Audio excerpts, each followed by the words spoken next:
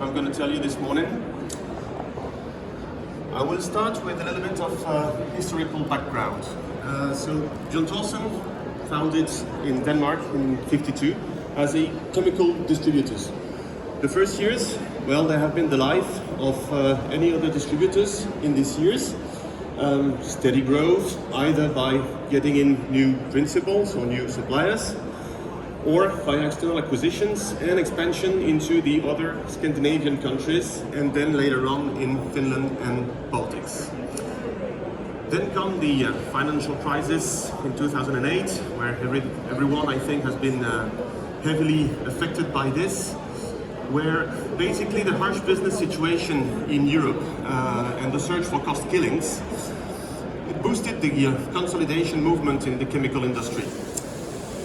Manufacturers, but also for distributors. This led the big polymer manufacturers to lend more and more into, portfolio rationalization, giving responsibilities out to their distributors, looking for cost killings, decommercializing all the low volumes, tail grades, etc., and also cutting jobs in technical support and customer service. So in this context, how a small distributor, local one, can adjust to stay successful. Well, basically, that's the moment for us, Bjørn Thorsen, where we become more and more involved in support functions, trying to differentiate with our solution provider strategy, trying to bridge the gap between the customer needs and also what the suppliers no longer really wanted to do. This gap and this differentiation is very important because it was really needed to keep the differentiation to fight also against globalization. Basically, suppliers, they started to say, we are not so much interested in handling small projects. In the past it was 50 tons a year. Yes, we'll develop something for you. And after that period, it became, 500 tons. No, it's a little bit too small for us to start a real project. So basically what we did is that we embraced that movement by starting to get licenses to decommercialize products and also starting to offer some customized products, including customized compounds for special needs to our customers. But how do you do that? Well, it requires competences that are not so abundant in the distribution world. And basically what Bjørn Thorsen did by then was trying to find some help somewhere, outsource it. And this help was in a small location in France, in a small company that was doing R&D contracting, and I was working for this company. So that's when I come into the picture. Back then, I was a little bit younger, as you can see. I was a material science engineer, graduated from INSA Lyon. I had back then 7 years experience, and I was working for this small company in France when Bjørn Thorsen decided to hire me directly in 2015. And that's where, I come into the picture. Today, so just to introduce myself, I'm as the person said, the host said, I'm the Chief Technology Officer. I'm in charge of all the TPE developments within Bjørn Thorsen, and also the head of the lab, plastics lab we have in Lyon. And I will explain you how we built this small plastic lab, because that's how it started. And basically, it's a little bit difficult to start doing some developments and nice plastic, elastomers, etc. when you are home office. That was the nice building I used to live in back then, without any equipment, without any workshop, without any warehouse. So the first years, well, it's like you've done with your Erasmus. You start your life, and well, it's a little bit difficult. You're a little bit couch surfing here and there, sleeping at your friends, finding the right partners, using the network that I had developed before, and still going on developing this network that can give you access to the equipment you need, of course, providing a fee, which is not always the case when you sleep at your friends. So you start your material developments. Sometimes you shoot left and right, you launch a load of boats to the sea to see which ones are floating. And then afterwards, you realize that, your friends are a little bit tired of seeing you in their living room all the time with your dirty clothes on and your pallets of Centoprene and Quail and Vistamax and Estain everywhere in their living room, they tell you now it's time to grow. So the next steps come. And it's the right time, because when some of the boats you've launched, they are afloat and the feedback from the customers is good, you want to become more independent. And the first thing you need when you want to develop some compounds is a compounder. It's like buying your first moped, you know, it's second or third hand, it has a lot of funny stickers here and there, but at least it gives you freedom and mobility. So what we did was that, well, we found this second or third hand extruder at one of our customers in Denmark. And the good thing by being a distributor is that we are good at organizing logistics. So we wrapped everything, we put everything in some crates, we shipped everything down to France, and then we just tried to find a place where to put this compounder so I could start doing my own development. And then more projects are coming in. And that's good, because, well, you tell, oh, maybe this concept is working. It's nice to have your own compounder. That's the first step. The problem is, hey, to analyze, you want to know if what you are doing is good. So, to check if the compounds you are doing are good, you need basically a tensile tester. But to use a tensile tester, you need a specimen to test. And we are specialized in elastomers, so it means that we need to follow some certain norms. So we need to have some plates being made. So you need a tool to make it, and then you need to find a tool maker, and also a place where you can use an injection molding machine where you can mold your parts. And then you tell, yeah, but the problem is I'm not working only for people doing injection molding. I'm also working for extruders, and I want to see if the compounds I'm doing are good for extruders. So then you need to find a single screw extruder, and you need to make a special die. So you buy it and you install it elsewhere, because, well, basically you still have no real space on your own. Then of course you also want to see materials, how they are behaving together, how they are combining, do they bond to each other, so a small compression molding press and another tool that you have, but that you need to install somewhere. And where to locate them? Basically back then we were benefiting from a very good relationship that we had built with some dollars and some partners that accepted to host us with our equipment in their facilities. It's just that after some point, there's a point in life where you start to realize that you need a partner, because you cannot just do it on your own. And you look for the best possible person, but in professional world, as everyone knows, it's not in real life. In real life, everyone knows you are selected only based on your good looking and your personality. It's not always the case here. Basically, the working environment also needs to be very attractive. So basically, you need to have some structure and stability if you want to grow the team and attract some new talents. And then, okay, now maybe it's time, because you cannot possibly do proper R&D with 2 R&D engineers based home office. So let's try to look for an office. And since you're looking for an office, you tell yourself, why not combine it with a place where I could finally have easy access to all the specialized equipment I need. And here comes this Axel One company. Axel One is a platform located in Lyon. Lyon is in Rhône-Alpes in France, and Rhône-Alpes is the core of the plastics industry in France. It's more or less weighing 50% of the whole French plastics industry, with film producers, injection molders, OEMs, tool makers, etc. And this platform was built back in 2014 with the attempt of hosting some new innovative companies like us and host some collaborative projects in materials, and especially here, innovative materials. And now we are talking. So we started using these facilities in Lyon with an office and the opportunity to rent all this kind of equipment that was there, available for rental to the people that were hosted on the platform. So then we stopped being independent, we stopped being dependent on external partners. So now, 2 people, easier access to lab analysis equipment in nice facilities, but still lack of room. And still a lot of our basic equipment stored here and there. My own moped, my old moped is still somewhere here, and my mold is still there, and the excluder is still over there. So, and you don't have a lot of money then, because it's still the beginning. So I still have all this old equipment.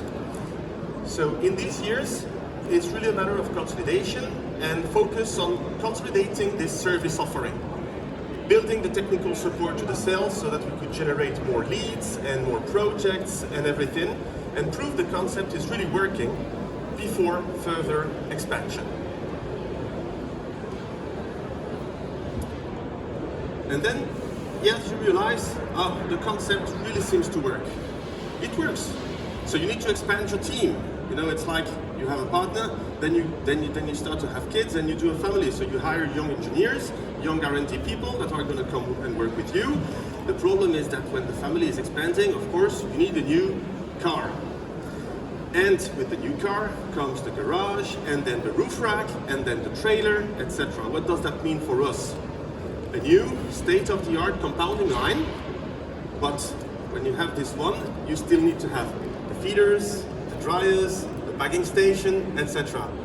So, of course, you start renting own space and adding in to the platform your own equipment, so you can do more or less everything.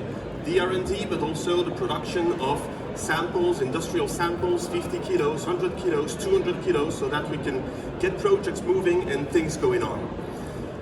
Of course, you also want to see, the more you progress, at the beginning it's easy, you know, you do a little bit of cooking. I like to compare what I'm doing to, you know, cooking.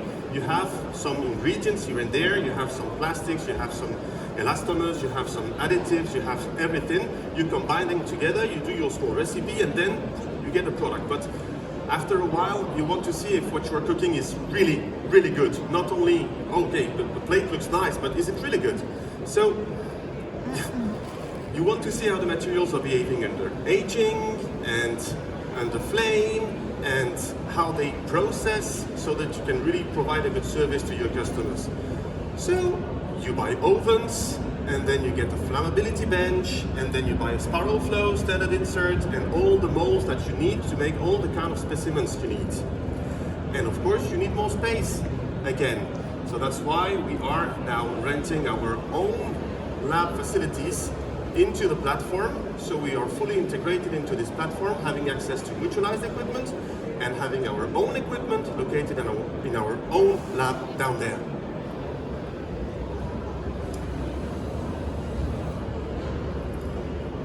The thing is that it's constantly evolving, and you are still depending on your suppliers for in-depth physico-chemical analysis, things that are really at the molecular stage. So even if we have a very good support from our principal like Lubrizol or Celanese, we want to be more independent, so we are able to provide a better and faster service to our customers. So we are still going on. We have now installed a weatherometer, so we can check the behavior and the UV of our materials. We have TGA and FTIR, so we can also help our customers to determine what their competition products are made of. And then we are able to cover the full spectrum and be able to answer steadily, faster, more efficiently to our customers. So this is how it started, and this is how it's going. So now with our own lab, the compounder equipment test, 4 R&D experts, we have developed over 25 customized TPE grades that I'm going to talk a little bit about. We have handled more than 75 customer projects over the years. This one is a little bit boring and it's written very, very small, so it's just, it needed to be there. So at least we can recollect all the things that we have installed over the years, which I have to say I'm quite proud of. All of this to do what? What kind of service are we really proposing with this plastics lab? It's nice to have a lab, but if you do nothing, it's not interesting at all. And basically, our materials, it's oriented around 6 big thematics. Additivation, to enhance the performance, the UV performance, the performance over time, the heat temperature performance of the materials, or the bonding ability of materials to stick on others. Coloring and aesthetics. We are not specialized in color, even though we are selling pigments as a distributor. But we know very well the materials we need to color. So we do it a little bit the other way around. And we start from the material and we select what is needed and very well adapted to this specific material to get the right color with the right specifications. And sometimes these specifications can be very narrow if you're working with in some automotive sectors. The third one is about processability enhancements. We are selling TPU and other materials. We know that some of these materials are not really easy to process. We know that sometimes it's difficult to achieve the right cycle time, etc. And with the help of our spiral flow, we are able also to do some comparisons, to do some modifications so that we can improve the processability and also help finding the right molding parameters adapted to a given material. The mechanical properties optimization, every time you need to improve the tear resistance, the tensile strength, the abrasion resistance of your materials, is something that we know because we know how to combine all the small ingredients we have at our disposal to create something that is really matching the needs and outperforming regular compounds. And then the last ones, okay, these days people are a little bit less concerned or involved or big pro with sustainability, but we are convinced that this is still there and it will come back when the economical situation improves again. It's very important for the future. There have been some presentations before. There are some exhibitors here that are really working there. What we do here for sustainability is the first one, try to develop some elastomer compounds with some recycled content inside, whether this is post-industrial but also post-consumer. And the second one is, thanks to the experience we have acquired with this, we are proposing to our customers to, let's say, try to take back the scraps they can have and reformulate them so they can reintegrate this into the same process again when it's not possible directly. It's not always possible to just recycle your screws or recycle your waste because there is moisture issues and you don't have a dryer or whatever. We can offer to take this back, to reformulate, to certify that the properties of the product we will do are the same as the original product, and then we are closing the loop. As I said, I have a few examples of what we have been able to do. These are just small developments, but just to show you the diversity of the developments that we've been able to drive. It goes from wire and cable, insulation, halogen-free, flame retardant TPVs, to be used as insulation layer for, in this case, bus bars with a very high temperature resistance. It can be consumer application like foam cases that are more sustainable because they are lighter and based on polyolefins, but still with a very nice touch and a nice feeling. So you can compete with sometimes silicons. It can be some more simple parts for appliances or consumer or hygiene, where again trying to replace sometimes some products with lighter products, lower carbon footprint materials, still providing the same function, the same efficiency and the same performance. Sports and leisure as well, in a spirit of sustainability here as well, because sports and leisure has always been a sector where you need a lot of different materials because you can have a lot of different functions, and if you have a snowshoe, you cannot use only one kind of material. So it's always a lot of material combinations.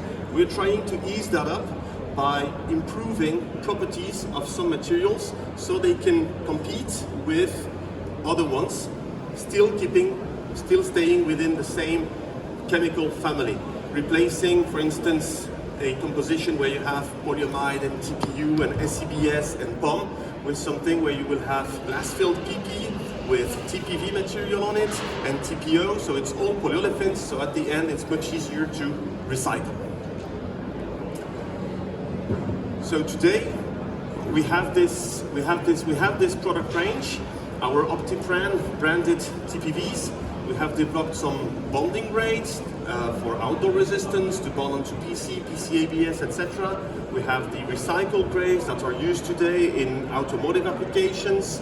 We have done some pre-colored centoprene with very narrow and extremely high UV resistance for long-term outdoor, no discoloration and no no degradation. We have done some plasticizer-free or oil-free TPEs to substitute for SCBS in sectors like hygiene, where people don't really want to use styrenics any longer, where we can offer them an alternative that is polyolefin-based and still working with the same performance. Where does it bring us? Well, Bjørn Thorsen today has also grown in the last years. It's not only that we have built up a lab and stayed into our home Nordics. So we have made some joint ventures and expansion in China, but most importantly in Europe, putting a step in France in 2019, then UK and Ireland in 2020, Germany in 24, and now as a pan-European distributor specialized in TPE since the 1st of Jan 25. We are supporting this expansion with the lab. How? By providing technical support to our sales guys, but also to our customers, and providing still customization, I'll come back to this, providing TPE training on demand to help also our customer understand better why should they choose this material over that one. And we do this for partners and we do this for customers as well. So, where does this lab fit into Bjørn Thorsen's story? So the only pan-European distributor with full focus on thermoplastic elastomers. We are having some principles and Centoprene and Estane and Hytrel, so all top best in class, best of their class elastomers. We are able to provide this customer support, this technology support, the regulatory support, the sustainability support, which is again also becoming more and more important. Having some people in ESG, specialized, etc. And again, sometimes standard grades, they just don't fit. And that's where we come also here, helping bridging the gap, solve a challenge, create something tailor-made when standard grade don't fit, train, support, innovate, and contribute to be a real, true solution providers for our customers. So it was a little bit less than 25 minutes. Okay, thank you very much. Any questions? You know, you said you're going to close the loop by reformulation. Yeah. How do you do it? Do you also add the new antioxidants if you work with recycled material and so on? The thing is that with recycled materials, depending on where they are coming from, if this is post-industrial, it's relatively easy. If it's post-consumer, it's much more difficult. You don't know what the former life has been. I have a very good example. We are using post-consumer polyprop out from big bags to formulate new elastomers. We don't have 100% recycled content there, limited to 50%, but you don't know what the life has been before. And sometimes the material has been so damaged by saying 1 year on a outdoor in Portugal that the material hardly has any properties left. How do you make this into an elastomer? That's what we are doing, and that's what we are doing here by improving so that we can match the properties of the original product. That's recycled content. When we talk about recirculation, then it's different because you know the source, and this is really some kind of service that you're providing to your customers. They have some scrap, it's sometimes difficult to handle, and we don't want them to reuse 100% to 100%, because after a while, then they are using materials that have been going around suffering, 6, 7, 8 loops, and then you will start to suffer degradation.